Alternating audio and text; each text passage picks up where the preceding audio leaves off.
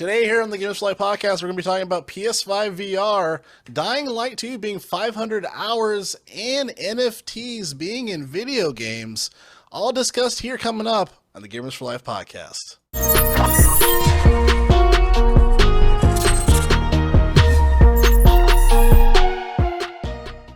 What's up, guys? Welcome to the Gamers for Life podcast, where each and every Saturday we're discussing all things games. I'm one of your hosts, Jerrell. With me is my co-host through the Zoomies, Arthur Thomas.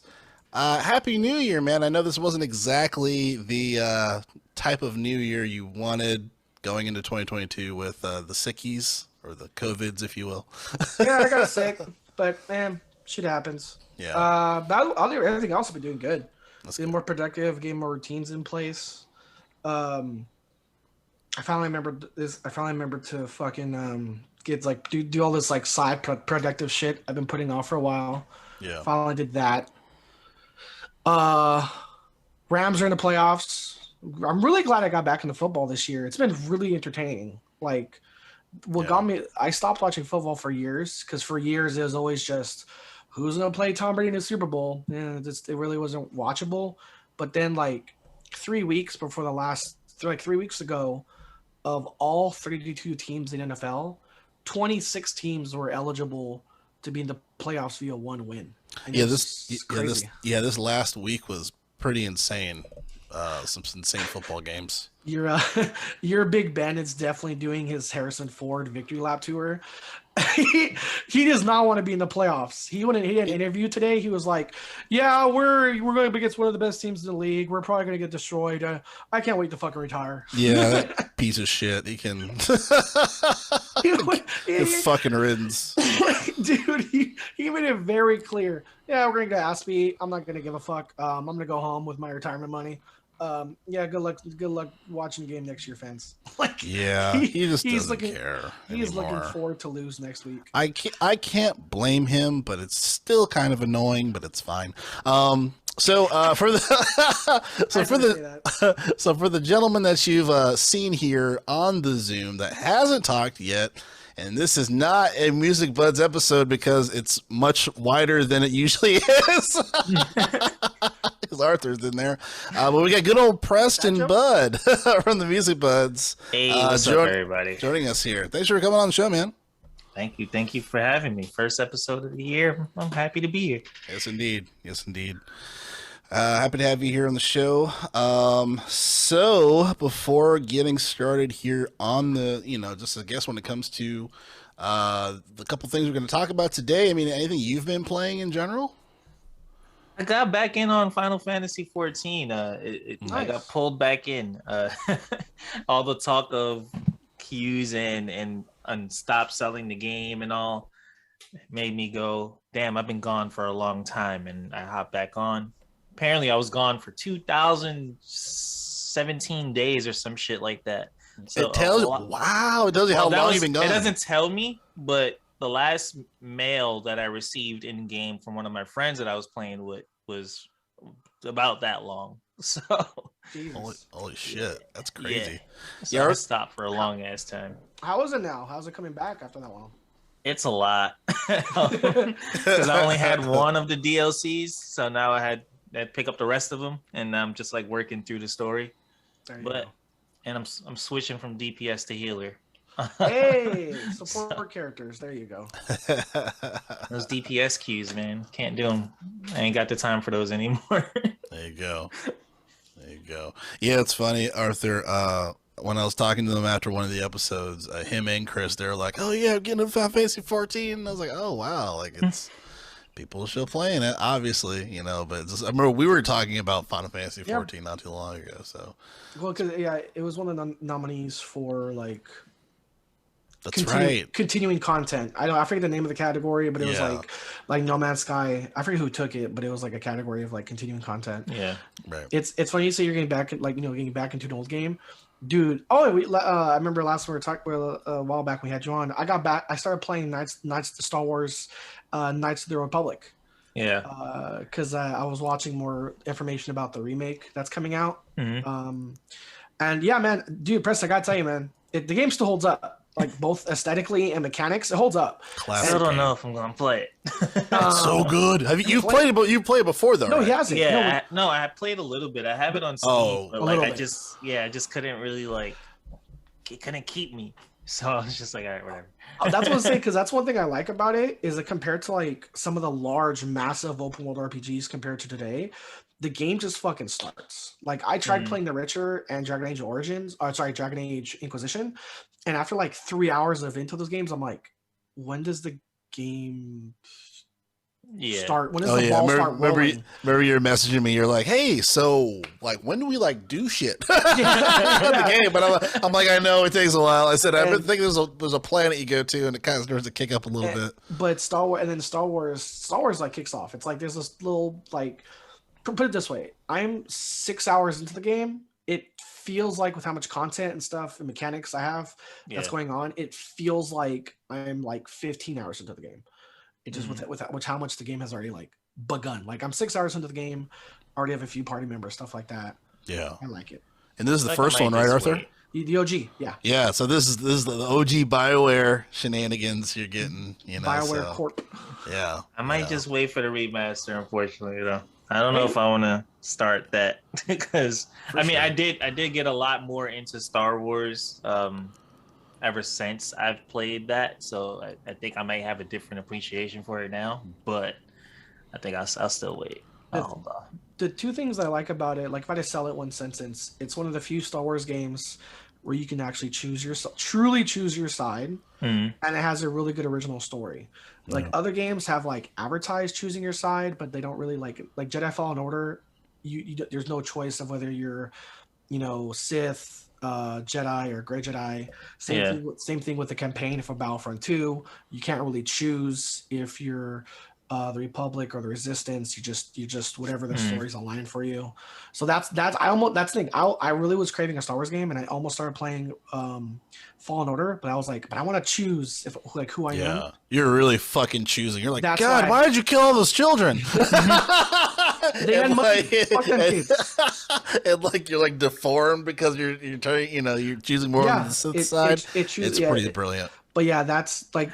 You might have just sold me on that alone. Here's the thing. I just found out about Grey Jedi recently, and I was like, Mace Windu, right? And everybody was like, well, nobody knows, and I was just like, oh no, the fact he was like, whoa, there's a guy that's evil, we're gonna kill this motherfucker. Okay, he's gray. That's what I was. But yeah, like literally, I was craving a Star Wars game, and I was like, I want to do Fallen Order, but I'm like, but I want to choose who I am. New Order, Knights of the Republic. Let's go. Yeah. A lovely choice, Arthur. Lovely choice indeed. I'm curious to see how this remake is gonna be. But yeah, I highly recommend playing it, Preston. I think you would love it, especially if you're already, if you were playing Final Fantasy 14 in general, and Knights of the KOTOR is not as monotonous, I would say, or just there's not much involved. It's not as super involved you have to be because the story is so engaging, and obviously the mechanics and everything. The controlling is a little wonky, but it's just everything else is so good. I think it's pretty forgivable. So. We grew up playing Metal Gear Solid. Wonky controllers are perfectly fine. It's like, I have to go all the way back from the beginning to get that sniper rifle? Yes, Snake, that's right. Like, what the fuck? Why are you doing this, Kojima? Yeah, you're absolutely right there. So to kick off the top here of the show, I wanted to talk about this because one, it kind of kickstarts. There was a the fuck was it? There was a particular tech event that occurred, and Sony was a part of it, and that is how they introduced the PSVR 2. I'm going to read a little bit of this article from hypebeast.com. They talk about it a bit, and it says here, in quote, more than a year after its launch, Sony has finally announced next generation virtual reality for the PlayStation 5, aptly named PSVR 2, a new technology that will bring Japanese gaming giants VR experience up to date with a fresh headset with the brand new VR 2 Sense controller, combined together through a simple single cord setup. The headset will offer 4K HDR, 110-degree field of view, and Foveid rendered through OLED technology that can run up to 90 to 120 kilohertz or 120 hertz, creating crisper images for your gaming experience while integrating eye tracking. That'll give you more options when it comes to input. And I'll end quote there.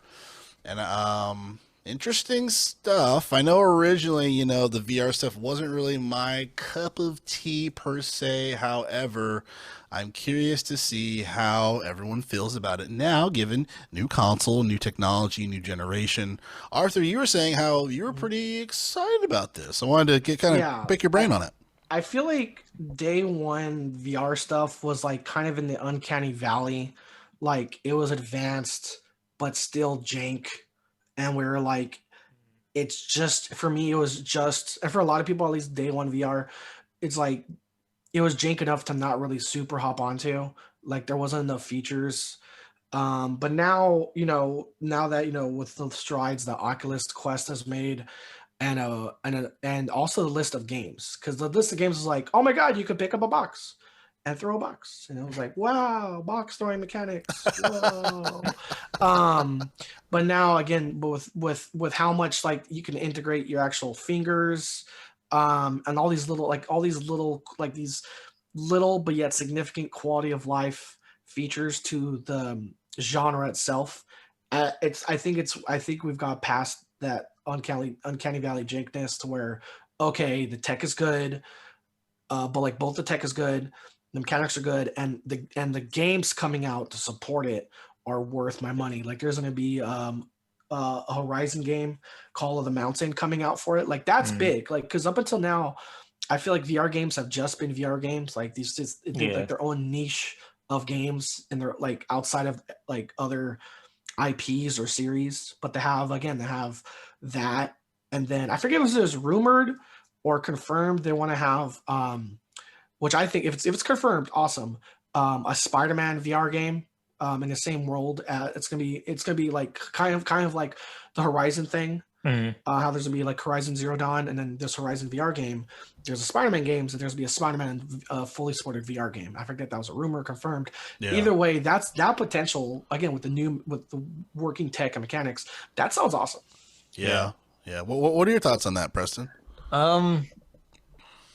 Well, I kind of just want to piggyback off of Arthur real quick, how he was talking about that the VR games were like just VR games, minus the exceptions like Resident Evil. But they did do a Hitman specifically, which looked interesting, but wasn't enough for me to be like, hey, I want to go get a VR. And I just feel like the thing with VR, I am interested because I remember there was this one game, Firewall Zero Hour or something like that I played on PSVR back at the PlayStation experience. And that game alone made me want to get a VR. It was like a squad-based shooter, I guess like reminiscent to like an old like Rainbow Six, no longer blowing down walls and shit. But that game alone made me want to get a VR, but I never really got around to it because I was just like, that's all I'm going to play in the VR. Because like you said, every other game was like, throw this ball, just like rhythm-based games and just, let me peek behind and throw a dodgeball and little stupid stuff, VR chat and all that other crap. Beat Saber. Wasn't enough. Yeah, Beat Saber. And it's just like, I don't know if I'm gonna really get fully invested into a VR game unless it's like fully VR, not on the rails or, things like that. I want like a full story experience in VR, like for VR. Tom Howard would say there's Skyrim VR and Fallout VR. I feel like Resident Evil 7 could be like a good argument, but that game was made for that. Like it wasn't made for VR. They just kind of like updated it for the VR, which it was amazing, but like it wasn't a VR game. Like how Jerrell said, it's like, hey, do you have a fear of hallways? Do you want to? Yeah, it's like, do you want to combat all your fears? Try to give yourself a heart attack? Like fear of the dark, fear of tight spaces, fear of the devil. Yeah, it's interesting because originally, looking at all the VR stuff, I just feel like it's so foreign to me because I'm like, I have no interest in this. But my mind is slowly becoming more open, just when it comes to VR in general, because I know when it comes to like just like the Oculus and stuff, a lot of people are like just like watching sports on VR. So like put it on the VR, they're in like a stadium and they like see the game. They see a live game. I never seen that. So people are actually watching sports entertainment in VR now because you can either see this little screen or you can see a whole fucking So what you're telling me view. is you're in VR and you still got seats way in the boonies up there. No, you can get floor seats. You can walk to the floor. No, yeah, you can walk to the floor seats. Oh, okay. And then you can talk to people in the meta universe or whatever as well. Just like the metaverse stuff. I was saying, not gonna lie, that sounds pretty cool to be in VR. Yeah. Like, hey, what are you doing, Arthur? I'm on a Rams game watching McVay run down the field to celebrate a touchdown. just watching my coach just hustle a quick 80 yards. It just that in general, I was just like, that is really interesting, and like that kind of that's kind of interesting to me. So I wonder if that feature came from the 2020 COVID sports thing. Remember when it was like, okay, we could have cardboard cutouts. Okay, you can pay to be a digital. You can pay to be a digital fan at the Laker game. You know what I mean? I feel like in a good way that came from one of the ideas of how to keep people immersed. Yeah. With quote unquote live sports when there weren't any live sports. Yeah. That sounds cool. I think you're right. Yeah. Do you guys know if can you use like a PSVR on Metaverse, or is it just like Oculus? And because I know like a lot of the VR systems are like specific towards certain things. Like they'll have quote like unquote console specific. Yeah. They're kind of like exclusives, console exclusives. That's a great question. Because I know HTC originally had a VR headset, and I know it was compatible with Oculus or like with like the software. I think. So I feel like because this one has the word Sony stuck to it, it might be on the more exclusive end. Yeah, I feel like it was just going to be like a console thing, which would be dumb, you know? Yeah, they need to incorporate into more fun things, and then also have gaming as well. Because for this VR thing is they're showing a side-by-side comparison chart. This is the most powerful VR headset out of all of them, out of the Oculus and everything else. Suck it, Zuckerberg. If I can only use it on PlayStation, then it's like, what's the point? Exactly. Yeah, exactly. So that's I'm gonna have to get two different headsets. Like what? Yeah. That's so Sony, asking for Sony to be lax, be a little lax with its IPs. Don't hold your breath. No, yeah, exactly. Yeah. To your point, it's like this sounds cool, but am I gonna get? And that does sound weird to say out loud. I have two VR headsets. Mm-hmm. I shouldn't have to say that. Exactly. Like I got the HTC, I got the Samsung, I got the Oculus, I got the Sony thing. It's like too much. Yeah, exactly. I remember too many weird helmets to put on my face. Do you remember there's the Samsung hat where you can put your phone in there? I tried the Samsung. That was actually ridiculous. I tried the Samsung. I think Ivan has it. I wish they would bring it back because the phones are getting better, the screens are getting better. I would put my fucking note on the on my fucking head and watch the game and shit. You know, like I would totally do that again. Ruin my eyes. Like, yeah, I'm down for it. Let's do it. With how integrated mobile devices and how much more powerful they are, that Samsung thing was cool. I don't know if you remember. I told you, Joel, the Samsung thing that was actually the first VR headset I tried. It was at Best Buy. I forget if it was with you or Ivan. Yeah, those are my only two options of people I go to Best Buy with. It was the scuba diving thing. It was like and it was like, oh look, and to be fair, I've anyone that's been snorkeling or scuba diving, it's not like the movies panorama view. No, it's like this, but you can change where you look, and it was like, oh, blue water, oh hell, and it's like, okay, blue water. There's a shark. I'm shitting myself. This is fun. It's fun shitting yourself. It's like how in VR, you're just like, oh no. Now meta shit. Now I feel like blasting the song I sent to Preston. Oh god, not that song. Jeez. So, It's been a new year, and we've New already year, gone indeed. from talking about games to shooting ourselves. Stay consistent, Jerrell. go back. Come on, rounded it back. Rounded it back. Staying on brand. We still have our exactly. We still have our strange tangents. And then to stay on games too, just because this is game related before we go into Dying Light. Sorry to go away from shooting pants, but we gotta go back to games. Yeah. But I do think it's interesting that, Arthur, remember we had the conversation in regarding to Battlefield 2042, and I expressed my concerns slightly. I was like, it looks good. I like the one of these features, but I'm just not sure, if this is gonna be good, And you're just like, yeah, I mean, we'll see what happens. And lo and behold, they failed. They failed. They shit themselves. They shit themselves really Horribly. bad. And the lead, like even the head of the Battlefield guy, he left. He's like, "Oh, I'm gonna go on vacation." It's like, no, you're leaving because you failed. It's like, hey guys, I'm taking a break. It's like, why is your office empty? No, don't worry about it. all I know is I said since day one, Jerrell, and I'm happy I stuck to my guns. It's like EA needs to learn from Battlefield 5, and I was a part of the team that was don't pre-order it. So fucking glad You were. So fucking glad I did. Like, you EA were needs to one of learn, those. Don't pre-order it. Even if you're hyped, the trailers look good. The hype train definitely increased after the trailers came out, but I was like, don't pre-order it. I'm gonna give you one of these. I was like, EA still has a chance to hold the line. Exactly. EA can still pull an EA, hold the line, don't pre-order it. Yeah. Lo and behold, massive fucking list of things that are not in the game. And that was the big issue with Battlefield 5. That was my biggest complaint with Battlefield 5. Battlefield 1 had all these features, and Battlefield 5 said, nah, these things make the game fun? Fuck that. Took out all these features. They made the game significantly less fun. Remember, I told you, I played multiple matches of Battlefield 5. The only time I had fun in Battlefield 5 was building sandbags. That's a problem. Yeah. And then EA was like, "Oh, hey man, we're telling people we learned our lesson of taking out features. Let's see what we can do for Battlefield 2042." Right.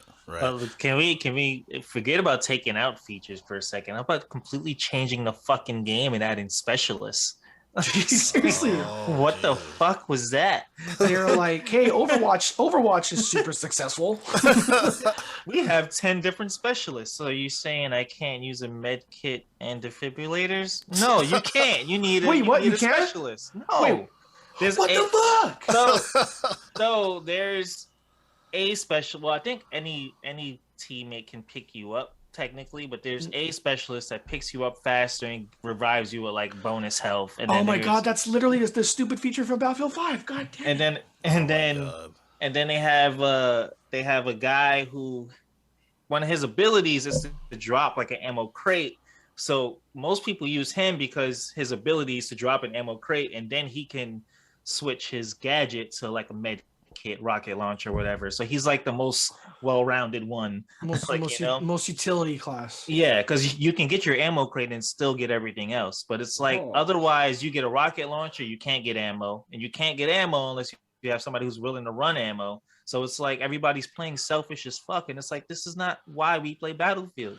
No, Battlefield was like one of the better like actual squad-based games, because there is all these like not exactly in your face, but passive incentives to play the objective, whether the objective is either taking a flag or supplying your buddies. As I hit my phone, picking up your buddies, like to passively put into players' mind, play as a squad, play as a team. Yeah. Even if you're randos, dude. So after years of playing Battlefield 1, I had so many experiences of playing with randos that weren't shit. Yeah. You play Call of Duty, you're like, oh, I got randos, game's over. So it's done. Also too, like this was the game that like the Battlefield series was the series that I would run to. Yeah. And I didn't want to deal with Call of Duty. Exactly. You know what I mean? Yes. So now we're homeless. And now we are bigger Call of Duty. Yeah, now we don't know where to go. Like, cause I guess a question for you, Preston. This is kind of more like an overarching question, but like including Battlefield 2042 in the mix because that failed. There's so many games that failed last year. You know what I mean? And I feel like COVID, like, isn't really an excuse anymore. It was just really bad strategic planning, you know, like Back 4 Blood. Like, it didn't fail because of COVID. Obviously, Battlefield 2042 didn't. And like, I would say Outriders didn't fail. It was just, you know, it had its you know, hiccups or moments or whatnot. But I think overall it was a good game. Mm-hmm. But there was a lot of bigger titles that failed. I wonder, do you think, just shot in the dark, do you think, Preston, that we're going to have a better year where these developers listen to us and realize that we just kind of want more of the same but prettier? Probably not. Because I feel like it's the AAA companies. I feel like they're way too far down that hole of what's going to make us money, what's going to get us to the bigger crowd, blah blah blah. Because there is a lot of video games that are doing great, like It Takes Two. Like that game was a game hit of the year. Yeah. That game was a hit and nobody was expecting, like, you know, so like I feel like right now it's on the smaller studios. I do think that Sony is going a good way with their single player games because it seems like they're really focusing on that right now. So I have faith in them with that. Mm-hmm. As far as multiplayer though, I have no faith in anybody, especially after 2042's like their whole promo run was like, oh, we're going to do this because this is what the fans want. This is what the fans want. Portal wasn't what it was, it was advertised. The game wasn't what it was advertised. And then it was like, oh, we only have multiplayer, so it's going to be polished. Bullshit. And it's like I don't trust any of like the big companies with multiplayer anymore. Like this whole year of failed games, I was one of the fuckers that went to League of Legends. Like, I had more fun with League of Legends than I've had with anything else this past year. Stooped to the league. anything that's multiplayer, I've probably had more fun on League multiplayer than I've had on anything else this past year. You have an interesting point when it comes to Sony. I wonder if this will be the year where Sony like does something where we'll actually be proud of them for. Maybe I think because with like Preston's saying, with how much multiplayer has let us down, it's gonna be the opportunity is there. The opportunity is there for single player for single player campaigns, story, characters, plot to pick up that torch and get players excited about games again. I mean, God of War is around the corner, and with how much multiplayer has let us down. I'm taking a break from multiplayer. I'm playing because I'm playing a game that's how fucking old. So maybe I think Preston's right. Like, is the shift? Will we see a shift from multiplayer focus to campaign campaign single player focus? And if so, that's Sony's bread and butter. Yeah, that's a great point, Arthur. And then also too, just to dive into this mess that they've made with PlayStation Now. I'm curious to see how they're going to revive that. Obviously, I don't think it's going to be nowhere near a Game Pass, just because Game Pass was kind of like saved us like tremendously mentally when it came to COVID. And being isolated and locked up, I think I missed it. What happened with PS Now? Oh, well, no. I mean, it's a piece of shit. Like, no one goes to it. Okay. I didn't miss anything. No, you didn't miss anything. I guess that's the joke. You didn't miss anything. It's a piece of shit. Yeah, like, no one goes to it. Like, it doesn't know what it wants to be. It's because Sony's too cheap. They don't want to discount anything. They take a long time to put shit up there. So it's just like, they need to make a decision on how they want PS Now to be. It doesn't necessarily have to compete against Game Pass, because this is Microsoft. Like, they're built, like they're known for software, so Game Pass runs beautifully. But until Jerrell can blow up my phone, texting me that he can play until Jerrell blows my phone saying that he can play as Miles Morales on his phone, it can't compete with Game Pass. Yeah. Go into that story. Go ahead. Because that was Jerrell. That was because you remember, of course, over the course of one, this show, and two, just our friendship and just shooting the shit.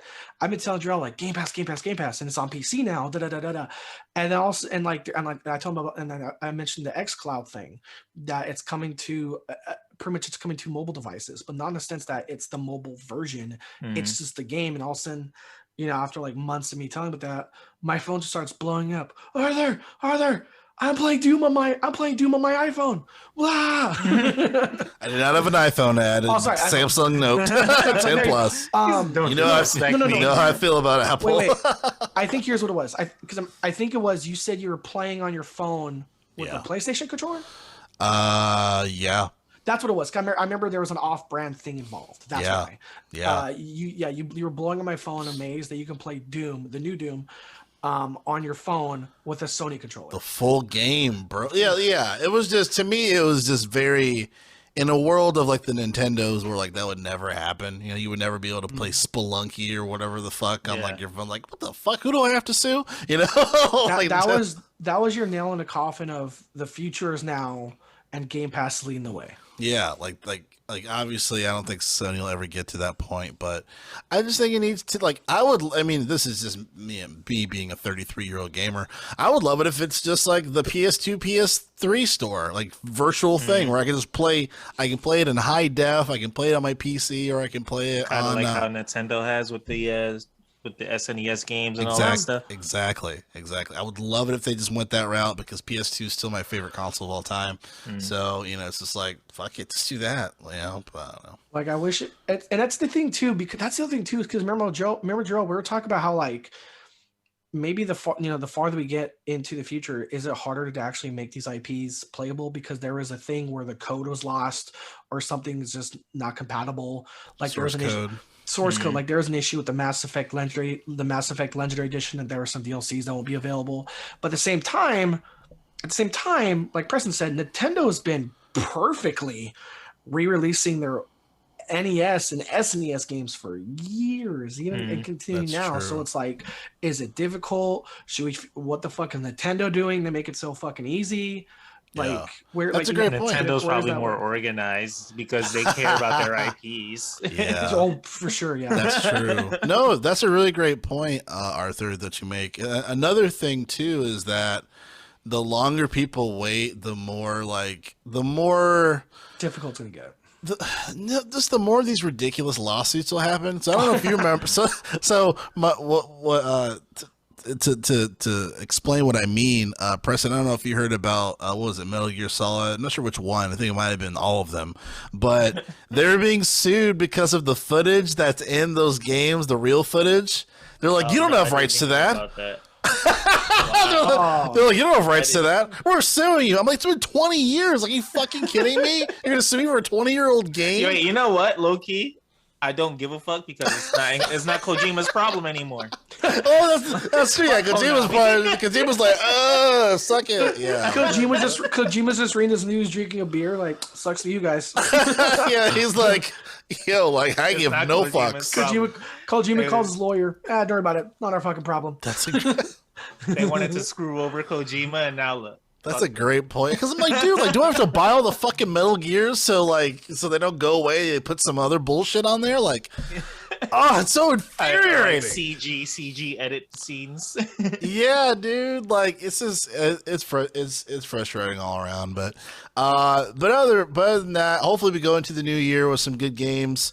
Well, Sifu is like right around the corner. I'm really looking forward to that. Yes, is that February? When is that? Yeah, February. I don't remember the date. February something. The same people that made Absolver. Yes. But this looks better than Absolver. February is gonna be the next big release window. Yeah, that's usually February is a pretty decent month for PlayStation, so I'm very excited for that. And you are right, Arthur. And obviously, going into the new year, we're going to be talking about the next topic here, which is Dying Light 2's 500-hour completion time sparks debate. Coming to you in February. Yeah, coming to you in February, exactly. Shit, that's February too. Yep. And Tyler, the Forbes article here, just to read a little bit of this. And part of this is the tweet that Dying Light 2 submitted. So originally, they sent information saying, "Hey, Dying Light 2, 500 hours to complete." Everyone said, "What?" And there's a mass array of panic. So Dying Light, the company, they had to submit a tweet, calm everybody down. So it says here in quote, "Update. 500 hours is related to maxing out the game, finishing all the quest endings and exploring every part of the world, but a regular player should finish the story plus side quests, and you can do quite a lot and exploring less than 100 hours. So don't worry," with a smiley heart emoji. So I'm hoping that, lowered the blood pressure of many. I'm really excited for Dying Light, and I do want to give them their kudos. And let me give them some of these guys. Just because they've kind of had a whirlwind, right? Or just a huge 360 or 180, if you will. Like coming from, hey, there's no information on this game, what's going on? And then Cyberpunk 2077 just takes a huge, massive shit. And then Dying Light's like, "Yo, you're going to know everything we're doing up to the release of the game," So they had private Discord events where you could do Q&As with devs. They had really detailed videos. They even had a funny comedy tweet thing where people were tweeting "Hey, what the fuck? What's going on with the game?" And the devs are reading it. But I love that, and then I love just saying "Hey, we're just not working on really hard to give you a 10-hour game. We're giving you a lot of fucking content, full fucking game." So yeah, go ahead, please. And I'll just say one thing that I think doesn't get enough credit is how much the current Dying Light is still being supported with content. That's gonna under the radar. We mentioned the Game Awards of how much Final Fantasy 14 still being supported. I would argue, well, that's kind of an MMO. That's the genre. It needs to be continued to be supported. But Dying Light has still been getting little DLCs and little expansions and events. Still to this day, I mean, the Platinum Edition that I bought, it was pretty much everything was on sale for $20. And to help commemorate that launch, there was this. It's a deal. It's like a DLC thing where it's a horde mode, but you're in hell, and it's just really cool. So they're still supporting Dying Light now. Yeah, which I think is awesome. I think it's awesome that it's been all this fucking time and Dying Light 2 still exists.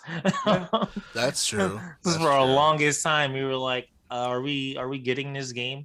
It was along the lines of fucking Dead Island. It's what's happening here? No, that's always that's a somber thing on the show. We're always like, and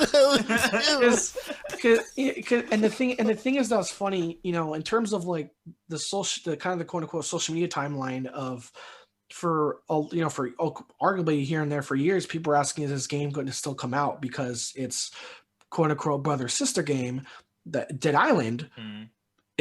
Where the fuck is that? So we're like, oh no, is Dying Light gonna have a Dead Island production hell situation? And to put that they kind of to a point to kind of stoke their own fire, because I don't know if you guys really remember this phase where they went through a frog phase where for months, for at least weeks, for people posting and they're tweeting them of "Hey, when's this game coming out?" No context, frog pictures. Just when's this game coming out? Here's a frog. Here's a frog. Oh, and it was "Hey, so is this game a production hell like Dead Island?" Toad. Just it's so we're like, okay, someone's still running their social media page, but we're getting frogs. Community managers killing it. Trolling the fuck out of it. Dude, and so Jerrell, it was after that frog phase when people were like, "So you guys hear us? Someone's there. Someone's, we're knocking on the door, and someone's there." And then that was what garnered that funny response to the Dying Light devs of, "Hey, fuck you guys. We're still making this game, okay? Calm the fuck down." And to a point where well, you were just sending us frog pictures. So yeah, frog pictures don't calm us down, what the fuck's going on? But with the announcement of this playtime, I'm definitely glad they clarified it, because mentally, I'm hyped for Dying Light, but when I'm on face value and I heard it's gonna take 500 hours, I was like, ooh, I never got the vibes that Dying Light was a Skyrim. You actually thought it was gonna be 500 story hours? Well, side quests to other stuff. But Dying Light Part 1 had a lot of content. I mean, not no 500 500 hours, Yeah, but it had a lot of content. Yeah, it had a lot. Yeah. But I'm definitely glad they cleared it up. And they said like it was like roughly 20 hours if you're just tunnel vision a story, 20 hours with side mission, 80. And I'm like, cool, that's awesome. And hey, collectibles, all this other shit. But I'm still excited for the game. The only thing that makes me nervous is we mentioned the release window, February. This comes out around the same time as the literal award, like from one of the categories from the Video Game Awards was most hyped or most excited for game. Oh, the winner was Elden Ring. God damn February. it! That's also February. So no. I am a little more hyped for Elden Ring, which is a little more only because it's like Dark Souls plus all this extra stuff that like I would have liked, like more like simpler coupe with more bigger worlds. But I'm gonna get both. I feel like I have to argue with you on this one though, because I think Dying Light 2 will grab the wider audience of gamers in February. Yeah, because like the Elden Ring has like a specific group of fans, you know, like I'm sure there'll be people that try the game because they see it and it might look cool, but the Souls type fans are very niche, I'd say, compared to like the wide audience of gamers. And I think Dying Light 2 might be easier for people to buy than Elden Ring. I think you made a good point, Preston. You made a good point too, Arthur, but I think this might be, I mean, there might be space for both of these guys. You know what I mean? Because, it's two different crowds. Exactly. Because even when like the Dark Souls series, you know, when those games came out, you know, even Bloodborne, mad fucking people bought those games. You know what I mean? And I remember some of those games were alongside, you know, released around that. It didn't really impact their sales because, like you said, they're two completely different games. There's different populaces that want to go play those titles. And I do think Dying Light is going to take more of the majority, or be more of the game where a bunch of people will play. It won't be like a Call of Duty in the Battlefield. Yeah. You choose, you know. So this is going to be a little more people. I can see people buying both. You know what I mean? Yeah. So. But it's just, what are you going to play first? I feel like for me, I would probably play Dying Light first before I play Elden Ring. Yeah. But I feel bad for Sifu. That's what I feel bad for. I know that guy's getting older and older. Trying to fight off these games. Sifu is the game I want to play next month. Like the other ones could wait, I think. I've really been turned off from AAA games, honestly. I don't blame you. Indie games and smaller developers definitely have a huge opportunity to make up for the shit year that AAA had. Yeah.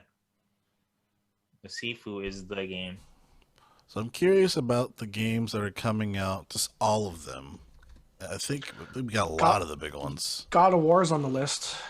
Yes. Well, I'll say another game coming out that got announced to Game Pass, Extraction, that I am now excited for. Oh yeah, because it's coming to Game Pass. Yeah, exactly. That was 20th, announced, right? 20th, yes. I remember, just real quick, and just also in terms of more gaming news. Yeah. That was announced alongside with the Ubisoft's Uplay subscription thing is now coming to console. Okay. I don't know how successful it's going to be though, because it's $14.99 a month, which is the same price as Game Pass. Yeah. And it's like, you know, and like you look at all these services and offerings that Game Pass has for $15 a month for Uplay to come for Uplay. I don't think it's called Uplay, but you know what I'm talking about. The Ubisoft subscription service to come out with the same price value as Game Pass to Xbox consoles. I don't know how successful it's going to be. I was talking to Jerrell I wonder if this will do like an EA Play thing and eventually just merge into Game Pass like EA Play did. Remember, because that's why all the sports games went on Game Pass, all the Star Wars games went on Game Pass, like Fallen Order, stuff like that. So I was talking to Jerrell, like maybe after 2 quarters of lack of profits, will they just say fuck it and just merge with Game Pass? I think it's possible because I know the guy, one of the leaders of Ubisoft, they're like, you know, we have no intentions of doing that. And I think 2 months later, it'll be like, dude, we're going to do that. You know? That's what I was talking to Joel. It's like after a quarter of no profits, let's revisit the topic. Yeah. So just to read off the list here, I was looking up some information here on Games Radar. And yeah, like we said, February is a crazy fucking month. So you got Dying Light 2, obviously. I have February 4th here.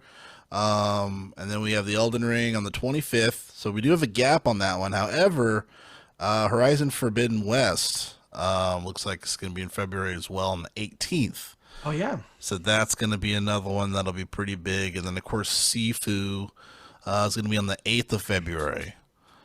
A lot of so you got 4 days between Sifu and Dying Light 2, Preston. I was gonna say for Sony customers, February is a big fucking month. Oh yeah. Yeah, usually, yeah. I think traditionally February is kind of like a Sony month, and March typically is is like an Xbox month. Like I remember, when the Mass Effects came out, usually always in March. What does Xbox got coming though?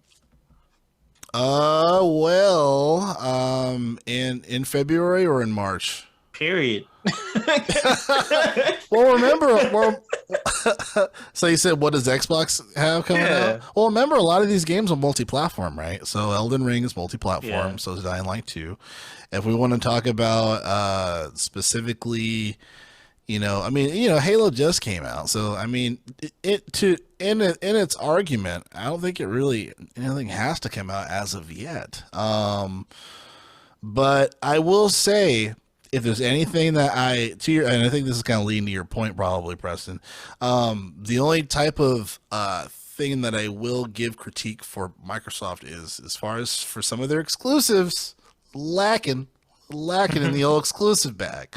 But like I said, a lot of these games, they're available for Series X as well, so it'll be fine. So to transition into the last topic here for the show today. Oh, real quick, I was gonna say. Good. You always do this. Sorry, it's good. I was gonna say, well, Jerrell, remember the game you were talking about? That we were talking about. That's people are upset about the exclusivity, and I'm like, they spent $7 billion on it. Starfield. Yeah. Where is that? When is it coming? November. I want it to do well. I really do, Arthur. I'm on the fence. I'm on the fence, dude. Todd Howard's burned me too much while laughing in my face. He's burned all of us. I remember we watched that E3, and talking about Fallout 76. There's no NPC, what was it? There's no NPCs in the game. Oh yeah, and we're like, what the. What? I realized there was a shit ton of red flags when I realized Todd Howard doesn't know how the internet works, because he was like, he's like, you want to know who the NPCs are? Players. And I'm like, great. So then they kill me and fucking teabag me. What a great conversation. What a great dialogue tree of die with teabag or die with no teabag. Yeah, but aside from our reservations, because they are valid. We've discussed them to a large degree. The scope of what I'm seeing and the little videos they've advertised for Starfield, it's kind of impressive, so I am very curious. They say that the game is fucking crazy long and there's mad things that you can do in the game. I just really hope they fucking listen. You know what I mean? Like, after all this shit with Fallout 76, because even though Fallout 76 is now playable, even though I won't play it along with you, Arthur, I won't play it regardless for 76. I really hope they learn their lesson and let's just start from scratch. Let's just make a dope fucking game. And I do like that they're doubling down. No, it's not going to be on PlayStation. I think didn't they say the same thing about Elder Scrolls now too? Yeah, Elder Scrolls is exclusive.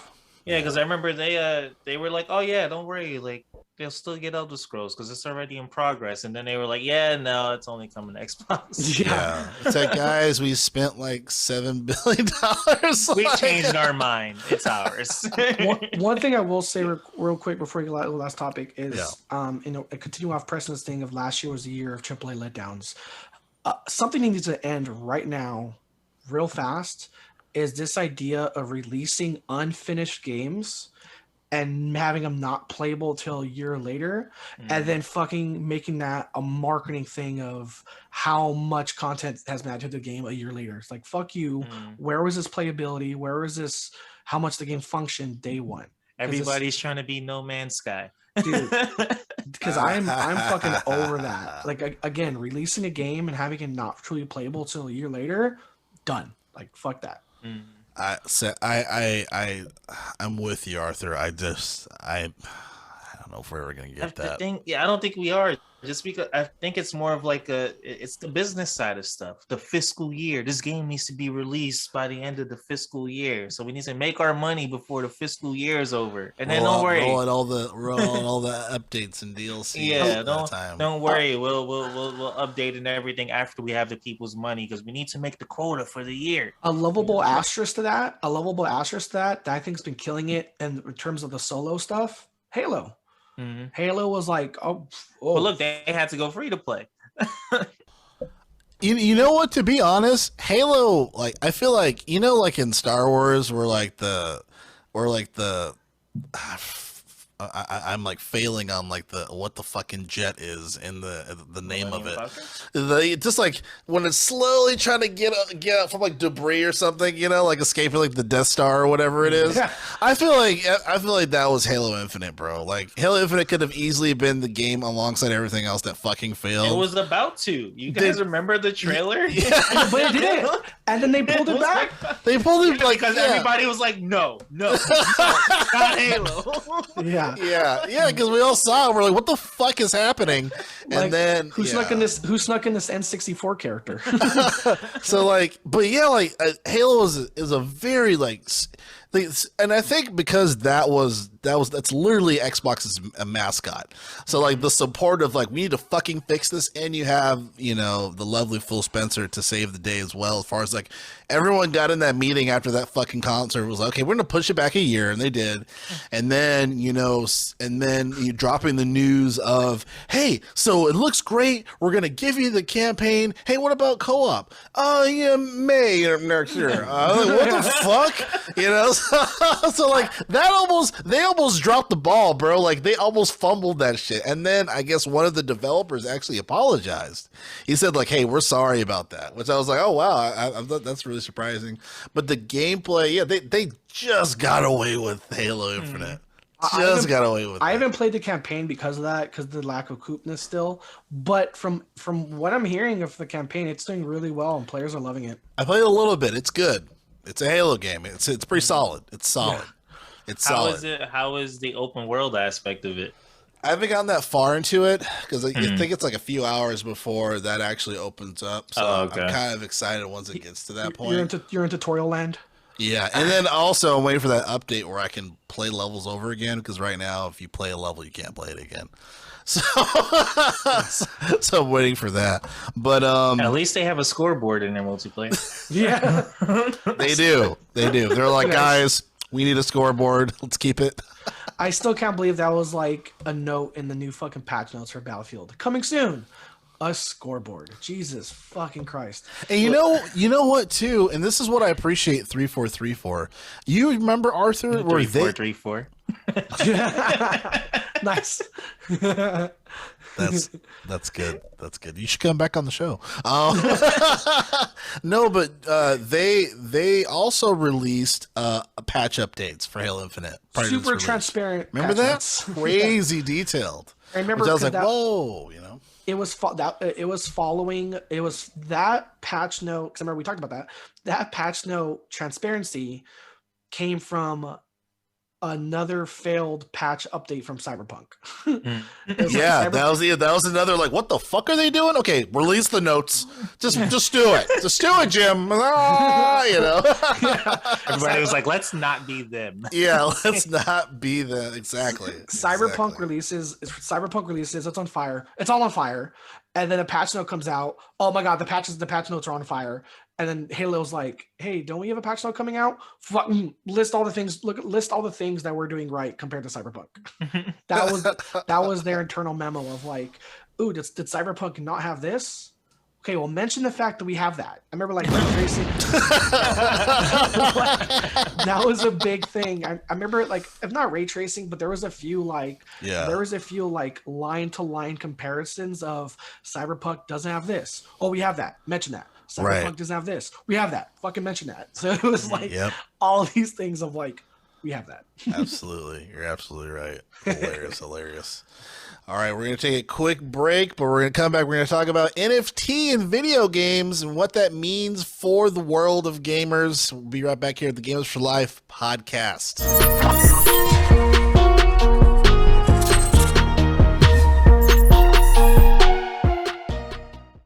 All right, folks, back here, the Gamers for Life podcast, and we're going to talk about the last topic here for the day, and we're talking about NFTs, guys. Those things that we all hate, and half of us don't know what the fuck they are, and we're gonna break it down here. So, I wanted to start with this article here from InputMag.com. They talk about Ubisoft doubling down on the NFT commitment, and then we can talk about everyone else who is not committed to it for a good reason. But we'll lean into that a little bit shortly here. But I wanted to read a little bit of this article. Says here in quote, December marked the beginning of the in-game NFT area for Ubisoft, the company known for the hit franchise like Assassin's Creed, Far Cry. Tom Clancy's Extended Universe launched 3 NFTs called Digits within the ecosystem for Ghost Recon Breakpoint. Despite new early returns less than favorable, Ubisoft has doubled down on its position, citing that the wave of backlash has a major change for fans in an interview with Decrypt. The prognosis before launch was already damning, serving as a warning for things to come. As pointed out by Kotaku, the initial announcement trailer was aggressively unpopular among the fandom sometime after racking up over 40,000 dislikes. The total count became hidden, much to the comments' displeasure. And then let me just read a little bit more here. This here. It says, while it's difficult to determine exactly how many people are playing these games across the board, examining current Twitch viewership, that's nothing to do with NFTs. I guess I'll just stop it to say, oh, here we go. So it says, so if NFTs aren't your thing, no problem. Stalker 2 devs reminded fans that its latest experiment is completely optional. Seeing that there are only fans for 3 meta-human NFTs so far, it's entirely possible that the gamers won't even notice the integration at all. I'll just stop it there with the end quote. So, God, where do we start here? Arthur, what are your thoughts about the NFTs? So here's how I look at NFTs. I look at NFTs as digital Beanie Babies. That's why I see them. I have the green monkey with the red hat. I have the green monkey with the blue hat. It's like, that's stupid. I don't fucking care. The other thing too is it's just microtransactions. It's just a new form of it's like, if you had to simplify an NFTs, they're exclusive microtransactions. So, but they're the most minuscule differences. So they're advertising as, if you buy this thing, only you have it. But they're the most minuscule fucking difference, literally to the point, I forget what game, it may be Ubisoft, it may be Rainbow Six Siege, don't quote me. But but there's a set of NFTs of a set of armor, and they're advertising it. If you buy this, only you have that piece of armor. No other player has it. And the only difference is the number on the armor. That's it. It's a black armor. Ghost Recon. It might be, yeah. Because I want to say it was a Ubisoft one. It was like it's a black armor.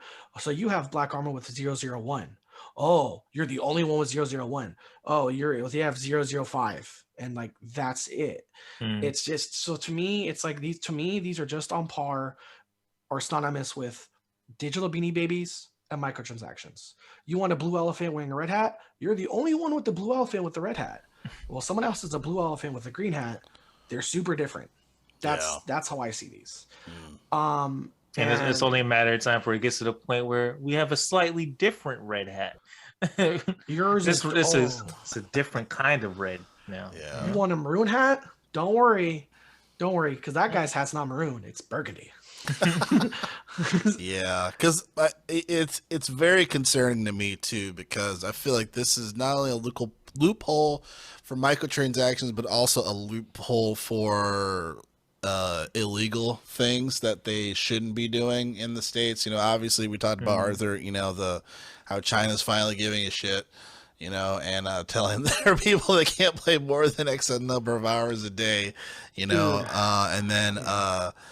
then we have Tencent, that's kind of like poisoning the gaming community, just buying every other company, and then just being the shitty people Tencent are.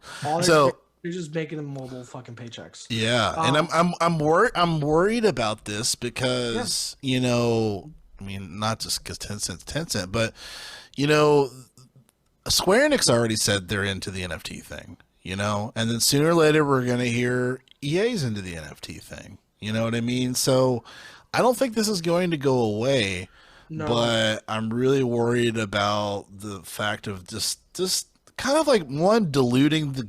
I feel like I'm such an old bastard. I feel like I'm always trying to fight for the creativity of the art of the game. You know what I mean? Yeah. And everyone wants to dilute the art of the game because of money. We could release the entire game, or we could just do 70% of it. Here's or my release it later. This is my tinfoil hat connecting the dots thing. I was happy that, and I was like happy and / laughing in the faces of like companies like EA, companies like Activision Blizzard. More than reason why you should laugh and shit in their face for how much they've been pandering to like the Chinese / mobile market. Like again, that fucking Diablo game, that was a literal, that almost felt like a literal fucking joke of like this new Diablo game's coming out. It's only mobile, and the response to fans to their faces at BlizzCon was, "Oh, what? You don't have a phone? Fuck you! Your foundation was built on PC. Your foundation was built on PCs, and then eventually your integration into consoles. And to tell your fans at your own fucking convention, you don't have a phone? Fuck you!" And that how much they pander to the Chinese market. So for me, it was fucking laughable that China shut down. How China as a government is shutting down the gaming industry. So now all these companies that pander to the Chinese market, there is a fraction of hope where I'm like, oh my god. All their pandering, both like creatively and financially wise, that may shift. There was a moment of hope where that may shift back into the Western market, or like you said, the creativity games. And now I feel like all these companies that used to pander to the Chinese markets for profit and mobile gaming, all this shit, now they realize, oh my god, we can make all of our shitty microtransaction money with NFTs. That's my like loosely connecting the dots. They were worried of how much money they're going to lose because of China cracking down on the gaming industry, and then how now NFTs provide this possibly new shitty source of income for these companies that used to pander to that market. Yeah, no, well said. I definitely agree. What are your thoughts on this whole crazy stuff, Preston? More dumb shit that's not gonna get used by people, because I still don't get NFTs. We even had the discussion on the Music Buds how they're trying to have music in NFTs now. We're just like, whatever, dude. Oh, and then also as for shameful cross promotion, be sure to follow the Music Buds podcast. Saturdays typically it comes out. The album reviews or the reviews of albums you've never heard of, hosted by Preston Bud. So be sure to check that out. A fun podcast that we do. So. But yeah, we talked about it a little bit on there. How just like NFTs are like everywhere. I was listening to Young, because he's like the guy that I usually go to for like industry stuff, because he likes complaining. Sounds like a match for my heart. Like all the industry news stuff, like he talks about it. He's always on it. But it was brought to my attention by him, and it was just the whole. I think it was Ghost Recon or Ubisoft. How they were saying, "Oh, you can still get these NFTs for free, but." I think you had to play like fucking 5,000 hours or some shit just to like get the NFT, and it was Holy like so. Shit. So now you're using NFTs to pad gameplay, right? For people to like, oh, I'm gonna stay on this game, but I really want this NFT. Diluting the art. And it's like we learn our lesson with Battlefront 2.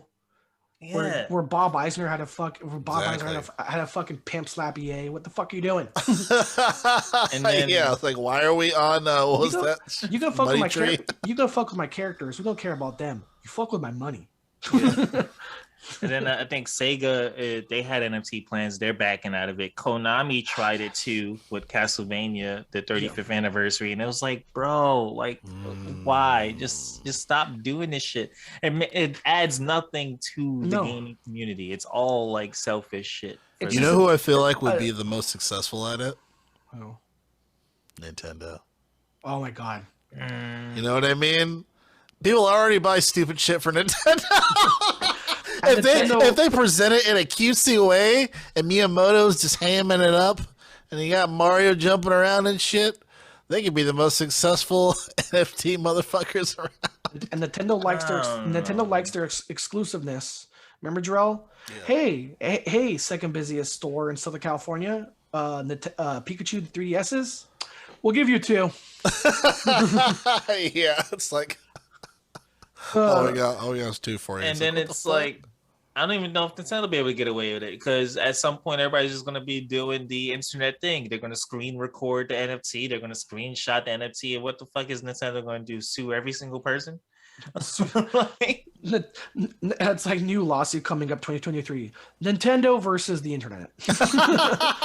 I need that Supreme Court. I will watch that shit live. No, we're doing a live stream. That would be horrible. You know why? Because the Supreme Court is not going to understand half the shit that's going on. Oh no, you're right. Oh my god, dude. It's like, dude, our Supreme You opted Court... into this, remember? It's like Epic and Apple all over again. Yeah. When you downloaded the app, you opted into. Oh, you didn't read all that. You didn't read all that shit though, where we own your fucking soul, basically. Yeah. God, Jerrell, the second you said the Supreme Court, I'm like, oh my god, it's gonna take like 20 years for the Supreme Court to understand what the fucking NFT is. And it's like Epic versus... People our age don't even fucking quite get it. 100%. Yeah, we're still kind of like, can I get the Cliff Notes version? Like that again. That's my version. It's just digital beanie, and like, so it's like to me, like what it is. It's a digital Beanie Baby, and the why behind it for me, I can't think of the why other than being just a flex. Yeah, that's just a digital flex. But it's like, but then what does that do to like the collecting side of the industry? You know, because people do this by themselves and without NFTs. But now it's like, now we're making this NFT thing like the norm, and it's like, no, those are just a handful of people that we kind of don't like because they're fucking up the industry. It's and it's bullshit collectibles. Like as somebody who collects stuff, it's like, why would I want this thing that I can't even physically touch or see or like put on display? It's like it's like, ooh, I have a Castlevania wallpaper. And then somebody comes to the house, takes a picture of it. Yeah, like, hey, look, they're gonna sell it. Well, it's like, well, you better not fucking show it off, because the second you do, and it's like, and screenshot. Yeah, I feel like it makes more sense for the digital art community, but outside of that, I'm like, what? Yeah. Why the fuck? I remember how hard and how fast the news was making about NFTs and gaming. Remember, Jerrell, I sent you a message of like, I feel like the last week of December, the last week of the year, and the first week of this year was nothing but NFTs. And Jerrell, I remember I sent you a message of like, why does it feel like, to understand gaming news, I feel like I have to take an economics class? What's happening? Like, what the fuck is happening? Thankfully Sega backed out. It's Sega backed out. I know there's people, and it's like, people are saying, well, you can make money from NFTs, and it's like, from what I understand, the only way to make money from NFT is to resell it. But again, it's like, okay, well then in that case, there's NFTs are a potential fad, because how it's like, again, there's a reason why I use my Beanie Baby excuse or my Beanie Baby analogy. Beanie Babies are only valuable as long as we deem them valuable. Once the 90s ended, it's like, yeah, get your fucking stuffed animals out of the attic, dude. I mean, when you're buying an NFT, when you're buying an NFT, yeah, exactly. Beanie Baby analogy makes sense. Reselling it, of course, there's going to be some monetary value there, and then even if you do sell an NFT, you're getting it through like Ethereum or like cryptocurrency. So it's not like you're getting direct deposited money. So then you have to decide, how you want to look at your Ethereum, whatever it is. For the record, I don't know if there's the actual currency called Ethereum. Like, I'm probably pronouncing it wrong. I know. Ethereum is what I think you're going for. Okay, yeah. But my vast deference coin is really valuable.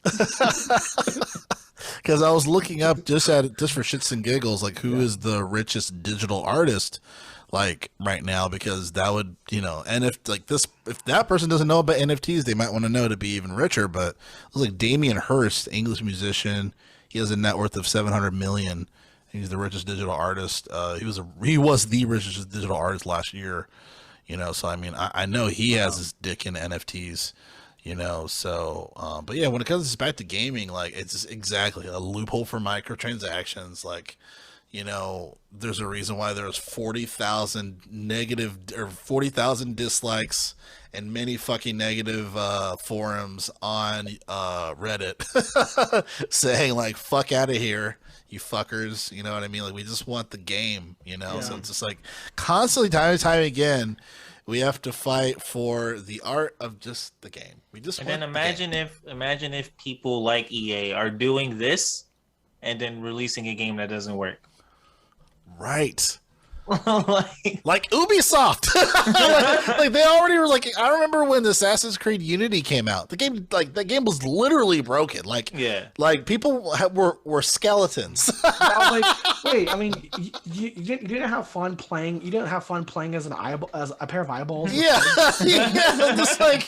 I'm like, I just did a midnight launch. Like, these people stood out here for hours, and they have to get to go home and look at what the fuck is this? Eyeballs with the hoodie on. I think we had like 3 or 4 people return the game. Like, they wanted their money back. They're like, I'm not sorry. That shit was always crazy. It's like, oh, the game doesn't work. Like, what do you mean it doesn't work? The game doesn't work. Yeah, it doesn't work for any. Our problem. It doesn't work for anybody, sir. But I think just to not fuck up our NPS, I think we're just like, fuck it. Like, we'll just mark it effective. Like, I get it. That's the thing for me is like these companies can no longer make money off of the Chinese mobile market. That source of income is closed, and NFTs come around. Oh, how do we exploit gamers and make stupid decisions to make money off of this? And again, it adds no creativity to the art. It adds there's no benefit to the genre or to the industry. It's just a fucking cash grab. And again, like kind of like for Preston saying, it's like there's like the collector side of things. That's fine. But like now this stupid collector side of things is becoming the norm or meta. And it's like, no, stop it. Couldn't have said it better myself. Then imagine in the future when these games, like we've all seen plenty of games come off of digital markets and stuff like that. What happens when these games aren't being sold anymore? What happens when these games servers shut down? Yeah. It's like Lego. It's like you have to keep up the servers forever. You know why? Because my money is in that server now. Like, you have to keep up the server forever. You need to keep selling the game forever because I need to be able to go back to that game and show everybody I spent all this money on an NFT. That's an interesting point, Preston. So if you have an online game, you buy an NFT, and then obviously servers. Yeah, because what was it last year? Halo 3 servers were up and they went down. No, Halo 3, it's on its way out. It's on its way out. Oh, okay, so yeah, but still, prime example, right? So imagine if that closes, and then Jump Force. Jump Force was on sale. I bought Jump Force on sale for $7 because that game's about to be taken off digital stores. So I was like, it just gives us a 2% chance. I want to have Naruto fight Goku. Yeah. Fuck it. I'll pay $7 for that while I still can. Right, but imagine like you would almost have to think that like these companies would have to pay out like cryptocurrency to those people or something. Like, that's wild. Like, no, they won't. They'll put one line of like, if a server shut down, fuck you. It's like if a server shut down, as a reminder, we're EA, and as we always say to ourselves, go fuck yourself. It's in the game, literally, bitches. Yeah, rest in peace, John Madden. We're EA. We got your money, and therefore we no longer care about you. and again, speaking of server shutdowns, what about like companies going under? Speaking of EA is fucking notorious for absorbing a company. Oh, you didn't make us $1 billion. Okay, well, you're gone. Bye. So again, what happens to that? If rest in peace, Army of Two. Oh man. How Rest many? in peace. I'm still happy, Joe. I'm still happy that somehow Kingdoms of Amalur came back from the grave, and I'm like, oh my god. Yes, one of the greatest fucking RPGs over time. Such a good action RPG. But again, yeah, like that's up. You mentioned servers, like Preston. I mentioned Lego because that happened to me. Me and Victor were buying Lego games left and right to play cooperative, and we're like, wait. Fuck, we can't because the servers are down because the company's going under. No. I bought like 6 games I can't play online. Thanks. That wasn't enough. Just rub it in. Had to, man. I love Salt in the wound. The motherfucker bought Lego games. But we're getting close here to the end of the show here for Gamers for Life podcast. Any lasting thoughts, gentlemen? Or as far as like what you hope happens in 2022 that doesn't expose us from whatever fuck ups happened last year? What you guys hoping for any games coming out? Still excited for besides Elden Ring and Dying Light 2 and all that? I want more news on Avowed. Me too. Same. I want more news on Avowed. I think I'm just, as always, looking forward to see what Kojima got coming because apparently he's working on 2 games. Apparently. Yeah. Maybe. That before. Maybe so. Apparently he's working on 2 games, but when you pop up to the Game Awards and don't say a word about video games, I don't have any faith in that this year. Yeah. Really looking forward to Sifu. I don't think there's really anything else like upcoming that like I'm really excited for. I mean, I'm going to play God of War. Horizon, I don't really think I care for too much. Oh damn! But I mean, it's probably one of those things I'll end up playing. But I don't think it's like a day one thing for me though. Okay. Yeah. What are you saying, Arthur? I was saying, there's another pass that was announced. That was announced. That I think someone's taking a